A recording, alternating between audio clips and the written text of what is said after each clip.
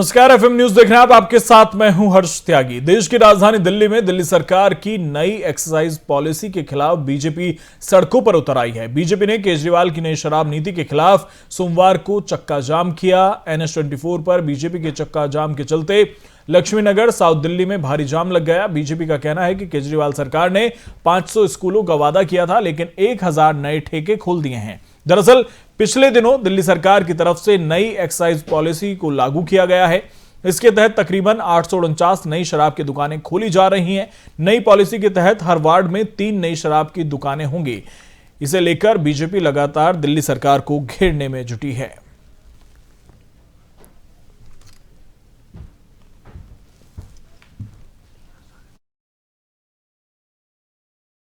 और इसी पर बातचीत के लिए हमारे साथ बीजेपी प्रवक्ता नेहा शालिनी दुआ जी जुड़ गई हैं। बहुत बहुत स्वागत है आपका एफएम न्यूज में, नेहा शालिनी दुआ जी। जी धन्यवाद जी। आखिर किस बात को लेकर चक्का जाम है सुबह से ही? थोड़ा मैं आपसे यहां पर समझना चाहूंगा, क्योंकि खबर के मुताबिक तो मैंने बता दिया है, लेकिन बीजेपी की तरफ से मैं ये समझना आपसे चाह रहा हूं कि किस बात को लेकर चक्का जाम है। देखिए, ये जो केजरीवाल जी ने जब किसी और राज्य में इलेक्शन में अपने वहां जाके इलेक्शन लड़ रहे हैं तो एक ही बात बोलते हैं, मैंने बिजली फ्री दी, मैंने पानी फ्री दिया जी। जबकि ना उन्होंने बिजली फ्री दी, उसके सरचार्ज इतने हैं कि दिल्ली की जनता हाय हाय हाहाकार मचा रही है। झुग्गी बस्तियों तक में भी 2000 1800 ऐसे बिल आ रहे हैं जिनके पहले कभी 200 आते थे। तो और ना पानी देते हैं फ्री, लेकिन शराब के लिए जो उन्होंने नदियां बहा दी हैं दिल्ली में, उसके ऊपर हमें ऐतराज है। सिर्फ हमें ही नहीं, जितनी भी RWAs है वो आके हमसे कंप्लेन करते हैं कि आप हमारे घरों के पास ठेके खुलेंगे क्या? हमारे बच्चे शाम को घर से बाहर भी नहीं निकल पाएंगे क्या? लड़कियां शाम को बाहर अकेले, मतलब जैसे नॉर्मली पार्क में घूम लेती हैं, तो हम ऐसे भी नहीं कर सकेंगे कि अपनी बेटियों को बाहर घूमने अकेला छोड़ सकें? तो दिल्ली को वो एक तरह से शराब का अड्डा बनाने पे, सोचिए 260 दुकानों से बढ़ाकर सीधा 860 850 कर देना, ये कहां तक जायज है? मुझे समझ नहीं आ रहा। क्या चाहते हैं वो? दिल्ली का हर बंदा शराब में डूबा पड़ा रहे, सारे नौजवान जो हैं वो शराब पीने में इतने व्यस्त रहें कि उनको कोई खबर नहीं रहे कि केजरीवाल जी की गलतियों को भी माफ करते जाएं। तो ये हम होने नहीं देंगे, और हम नहीं, ये जो है जनता नहीं होने देगी। आज हम नहीं बोल रहे। तो बीजेपी क्या दिल्ली में शराबबंदी चाहती है? दिल्ली की जनता चाहती है कि शराब जो है उसके ठेके जो इन्होंने नए खोलने की जो नई नीति बनाई है उसको वापस लें, उसको कैंसिल करें। ऐसे दिल्ली की जनता नहीं रहेगी। सारे जितने भी सरकारी जितने भी संगठन हैं, धार्मिक संगठन, उनको भी इस पे ऑब्जेक्शन है। क्यों? क्योंकि घर घर ठेका खुल रहा है, हर गली मोहल्ले में ठेका खुल रहा है, और ये कितना कुछ दिल्ली वासियों के लिए, या मुझे लगता है पूरे हिंदुस्तान के लिए कितना कुछ अच्छा है, ये जनता खुद जान ले। तो आज जनता लेकिन नेहा जी, जिन राज्यों में आपकी खुद की सरकार है वहां तो आप कभी शराब को लेकर किसी तरह का प्रदर्शन करते नजर नहीं आते। जी बिल्कुल, क्योंकि कोरोना काल में जो एसेंशियल चीजें थी उनमें आपकी ही सरकारों ने शराब को भी एसेंशियल में रखा था, जरूरी चीजों में रखा था कोरोना काल में भी।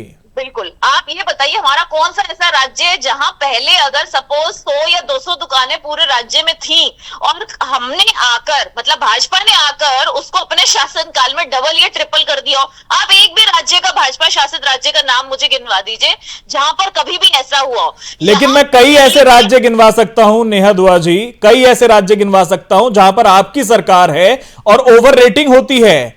सरकार को सब पता होता है, फिर भी कोई कार्रवाई करने को तैयार नहीं होता। मैं ऐसे कई राज्य गिना सकता हूं। कंपैरिजन आप इस चीज से मत कीजिए कि हमने ठेके, क्यों? ओवर रेटिंग सही है क्या?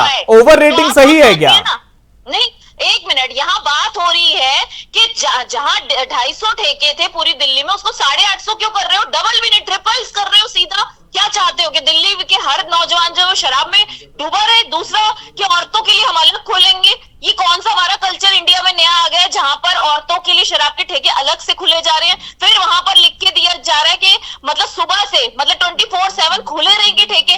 आपने 24/7 फार्मेसी या डॉक्टर्स की क्लिनिक तो खोले नहीं, मोहल्ला क्लिनिक तक भी फ्लॉप उनका मॉडल गया है। तो ऐसी चीजें दीजिए ना जनता को 24/7, जिससे जनता का फायदा भी हो। ऐसी चीजें 24/7 देना जिससे जनता का नुकसान हो। लेकिन क्या चक्का जाम ही एक इस समस्या का समाधान है? चक्का जाम हमारी तरफ से इसलिए किया जा रहा है क्योंकि हम जनता की आवाज बन के बाहर आ रहे हैं। लेकिन वो जनता ही परेशान है, वो जनता ही परेशान है जो जाम में फंसी है। पहला वर्किंग डे है न्यू ईयर के बाद, वीकेंड के बाद, और जनता ऑफिस को निकली और आपने जाम लगा दिया। जनता परेशान है, जनता खुद सपोर्ट कर रही है। हम सबको हाथ जोड़ के ये कह रहे हैं कि अगर हमने ऐसा नहीं करते तो यहाँ पर दिल्ली में जो है, आप खुद सोचिए दिल्ली में क्या हाल होगा 850 ठेके खुलने के बाद। क्राइम रेट कितना बढ़ जाएगा। लड़कियों ने हमें आके कंप्लेंट की है, औरतों ने कंप्लेंट की है कि हमारे घरों से निकलना मुश्किल हो जाएगा, आप चक्का जाम कीजिए, हम आपका समर्थन करेंगे। और दिल्ली की जनता ऐसी बात नहीं है, ठीक है थोड़ी परेशानी ट्रैफिक की जरूर हो रही है, इसे मैं मानती हूँ, उसके लिए हम क्षमा चाहते हैं, लेकिन अगर ट्रैफिक के साथ साथ कोरोना नियमों की जो धज्जियां उड़ रही हैं नेहा दुआ जी, उन्हें भी तो देखिए। बिल्कुल, देखिए मैं यही कहना चाह रही हूँ कि हम वैसे तो सारे प्रोटोकॉल्स को फॉलो कर रहे हैं, लेकिन कहीं ना कहीं जो है बिल्कुल कोरोना के पूरे नियम फॉलो नहीं हो रहे। चलिए आप हमारे साथ बने रहिए, आप हमारे साथ बनी रहिए। हमारे साथ आम आदमी पार्टी के प्रवक्ता संजय मिश्रा भी जुड़ गए हैं। संजय मिश्रा जी, बीजेपी का सीधा सीधा आरोप है कि सीधे 3 गुने नई दुकानें खोल रहे हैं आप, घर घर गली गली मोहल्ले, अस्पताल की बात की थी लेकिन ठेके पहुंचा रहे हैं। संजय मिश्रा जी, आपकी आवाज बिल्कुल क्लियर नहीं है, एक बार वापस सवाल अपना रिपीट कर दीजिए। अब आवाज मिल रही है आपको? हाँ जी, हाँ जी। बीजेपी कह रही है कि गली गली मोहल्ले मोहल्ले क्लिनिक की बात की थी, लेकिन गली गली मोहल्ले मोहल्ले ठेका पहुंचा रही है आम आदमी पार्टी। देखिए, ये ज्यादा आश्चर्य की बात नहीं है, और बीजेपी का काम सिर्फ यही रह गया है कि जहाँ पे काम हो रहा है वहां पे रोड़ा अटकाना, क्योंकि इनको अपने राज्यों में इनको वो काम नहीं करना पड़े। जिन मुद्दों पे अरविंद केजरीवाल जी की सरकार दिल्ली में काम की है, एक मॉडल की तरह देश। संजय मिश्रा साहब, शराब के मुद्दे पर आए थे कि अरविंद केजरीवाल की सीधे दुकानें 200 से लेके 800 कर देंगे। देखिए, दिल्ली की जनता बहुत समझदार है। मैं दिल्ली की जनता की सोच को प्रणाम करता हूँ, जी। भारतीय जनता पार्टी के लोगों की सोच पे आश्चर्य करता हूँ। इतनी पुरानी पार्टी जो कि जनता क्या चाहती है और जनता के किन मुद्दों पे सरकार को काम करना है, इससे ये काफी दूर है। कौन सी जनता चाहती है कि हमको शराब में डुबोए रखिए? भाई साहब मुझे बता दीजिए, कौन सी जनता ये चाहती है आपके कानों में आके कहती है कि हमको शराब पीनी है, आप हमारे लिए ठेके। संजय मिश्रा जी, हमारे साथ बीजेपी प्रवक्ता नेहा शालिनी दुआ जी हैं, वही आपसे ये सवाल पूछ रही हैं। जी, मैं पूछ रही हूँ सीधा कि कौन सी जनता आपके कानों में आके ये कहती है कि हमको और शराब पिलवाइए और शराब पिलवाइए, और 15,000 करोड़ का जो घोटाला शराब के जरिए आपकी जेब में आ रहा है, उस पर भी थोड़ी सी रोशनी जरा डाल दीजिए कि आप सिर्फ पैसों के लालच में, आप लोकपाल बिल के लिए आए थे, जब आप सत्ता में आए थे आपने कहा था हम लोकपाल बिल लाएंगे, इसीलिए जनता ने आपको चुना। 5 साल बाद भी उनको भरोसा था शायद आप लोकपाल बिल को यहाँ दिल्ली में लागू करवा पाए, लेकिन नहीं, आपने तो उल्टा काम कर दिया। आपने लोकपाल की जगह शराब पाल खोल दिया, आपने जगह जगह गली गली मोहल्ले मोहल्ले शराब दे दी। चलिए जवाब ले लेते हैं नेहा शालिनी जी। नेहा जी जवाब ले लेते हैं। संजय मिश्रा जी। नहीं है बहन शालिनी जी, ये पब्लिक प्लेस नहीं है। और जी संजय मिश्रा जी, स्पीच सुनेगा। संजय मिश्रा जी अपनी बात रखिए जी। आप दिल्ली में रहती हैं, मेरे एक एक सवालों का जवाब दे दीजिएगा, छोटा छोटा सा, मैं आपको भी क्लियर कर देता हूँ। आप दिल्ली में रहती हैं? मैं बिल्कुल दिल्ली में रहती हूँ, तभी तो पूछ रही हूँ कि कौन सी दिल्ली के वासी आपको आके कहते हैं हमें शराब चाहिए, ठेके खोल के दीजिए। संजय मिश्रा अपनी बात रखिए। संजय मिश्रा जी अपनी बात रखिए। 1 to 1 सवाल करेंगे तो फिर आपकी बात सामने नहीं आ पाएगी। बॉर्डर क्रॉस करने में आपको मुश्किल से 15-20 मिनट लगेगा। जो गाजियाबाद सीमापुरी का बॉर्डर है वो 15-20 मिनट लगेगा। आनंद विहार का बॉर्डर दिल्ली से लगता हुआ है, और उत्तर प्रदेश में आपकी सरकार है, मुख्यमंत्री एक जोगी बैठे हुए हैं, सन्यासी जी, जिनको खुलवाने से फुर्सत नहीं है। देख ले 3 किलोमीटर के सराउंडिंग में कितने ठेके हैं, बता दीजिए। आप खैरियत वाले, आपने बोला, मैंने सुना ना, आप मेरे बात का जवाब दीजिएगा कि 3 किलोमीटर की दूरी में कितने ठेके होने चाहिए उत्तर प्रदेश की गाजियाबाद के साहिबाबाद क्षेत्र में। मैं आपको दिखाता हूँ, आप आइए। मुझे सिर्फ इतना बताइए, हम अभी वहाँ पर 4.5 साल से आए हैं, पहले की सरकारों ने वहाँ कितने ठेके खोले, हमें उससे कोई लेना देना नहीं, हमें इस बात से लेना देना, हमने कोई ठेके नहीं खोले वहाँ पर। आप मुझे ये बताइए, आपने दिल्ली में 250 थे, आपने 850 क्यों किए हैं? आप अपनी बात को इधर उधर जनता की बात को घुमाइए मत, आप इस बात का जवाब दीजिए। हमने कोई नए ठेके नहीं खोले गाजियाबाद में या पूरे यूपी में कहीं, या हमारा कोई भी शासित राज्य है, लेकिन आपने दिल्ली में 250 से 850 क्यों किए, इस बात पे आप जवाब दीजिए बस।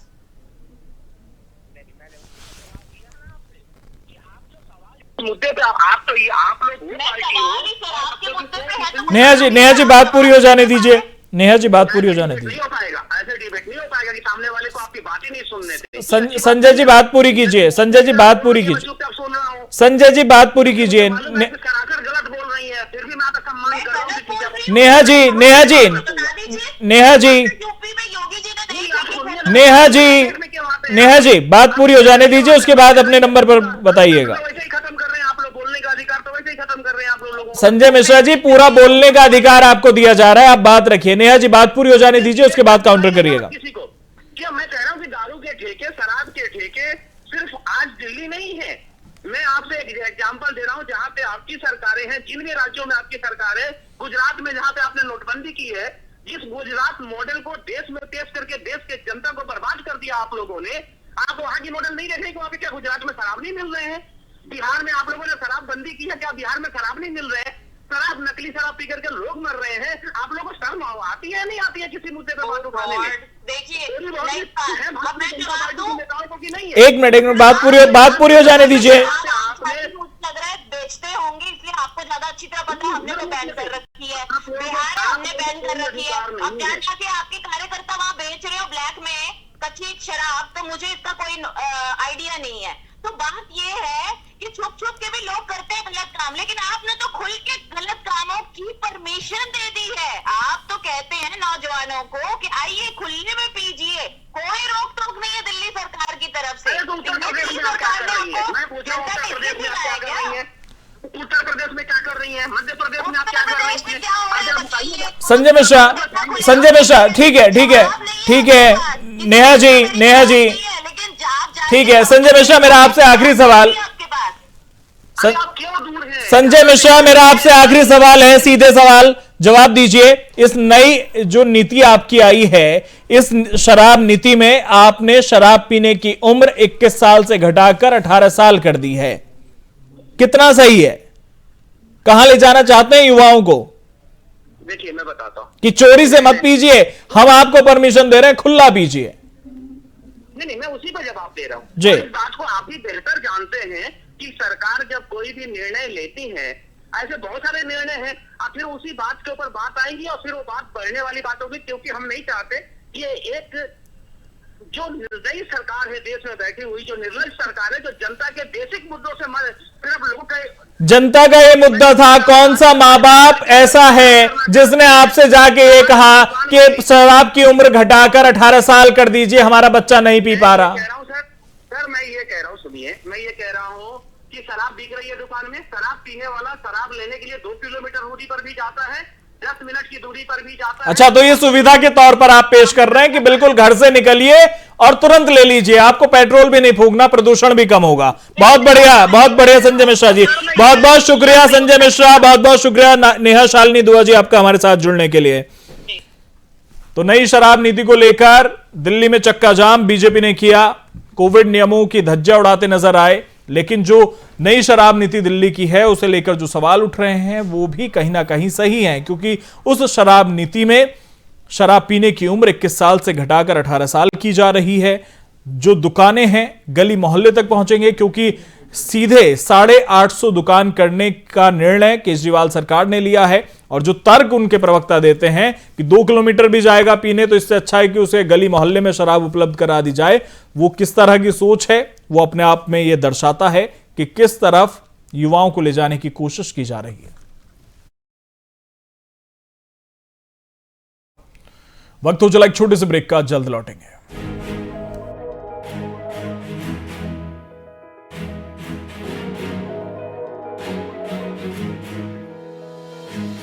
धामी सरकार का एक है मन, उत्तराखंड बने नंबर 1। धामी सरकार का एक है मन, उत्तराखंड बने नंबर 1। बात होने लगी यहाँ अब रोजगार की, all weather road Badrinath Kedar की। कोविड-19 से पूरी जनता को बचाया, नए मार्गों को बना के पर्यटन को बढ़ाया। स्वस्थ हर जन उम्दा सोच हो हमारी, शिक्षा में प्रगति पहाड़ में रेलगाड़ी। महिला सशक्तिकरण की पहल हमारी, गांव गांव जन जन के अब हक की बारी। पाए युवा रोजगार, समाप्त बेरोजगारी, किसानों का हक अब हमारी जिम्मेदारी। सशक्त प्रदेश बनाने की पूरी तैयारी। धामी सरकार का एक है मन, उत्तराखंड बने नंबर 1। धामी सरकार का एक है मन, उत्तराखंड बने नंबर 1। सूबे में अपराध का आकाश विस्तारित हो या घोटालों घपलों की अमानत थी, क्योंकि वह किसी गरीब, किसी दलित, किसी अल्पसंख्यक परिवार का बच्चा नहीं, वो प्रदेश का बच्चा था।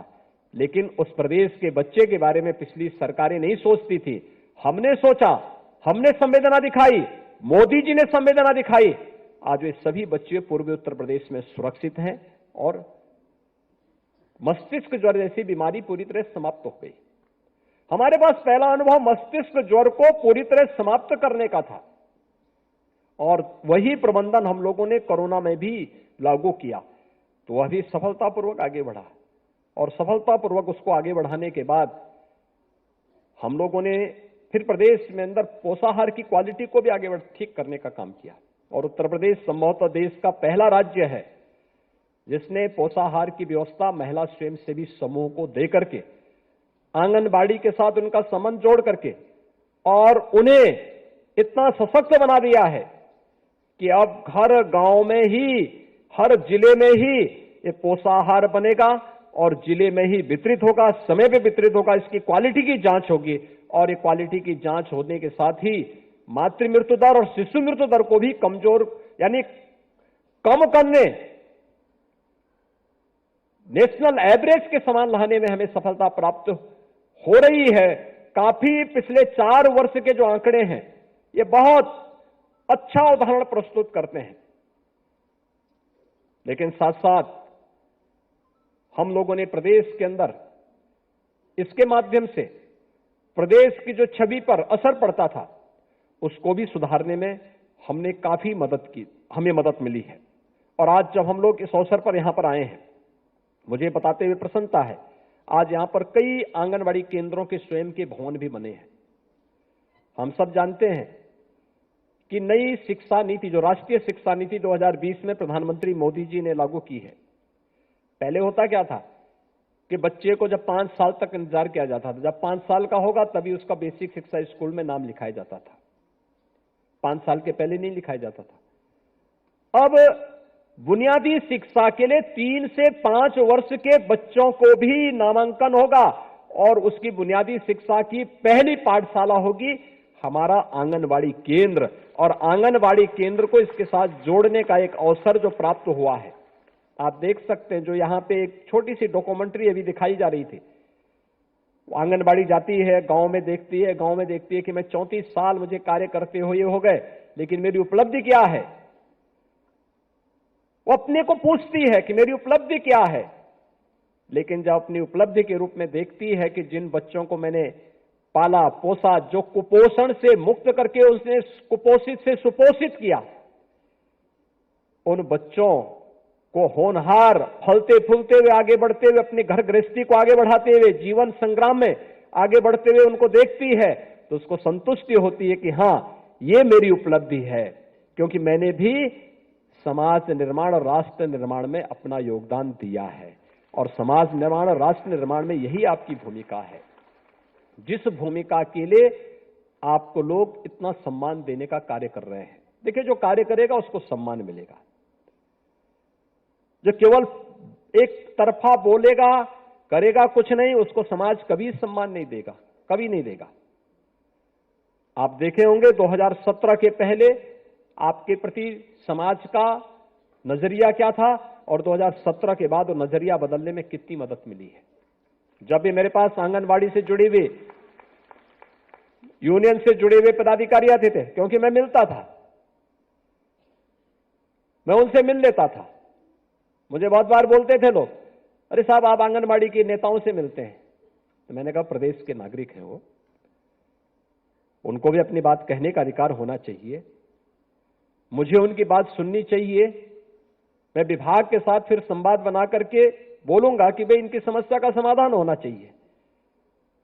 और मैं इस बात के लिए आपको धन्यवाद दूंगा कि 2018 के बाद आप लोग किसी भी आंदोलन के साथ नहीं जुड़े, नहीं तो इससे पहले रोज धरना, प्रदर्शन, झंडा, डंडा, यही सब एक आपकी पहचान बन चुकी थी।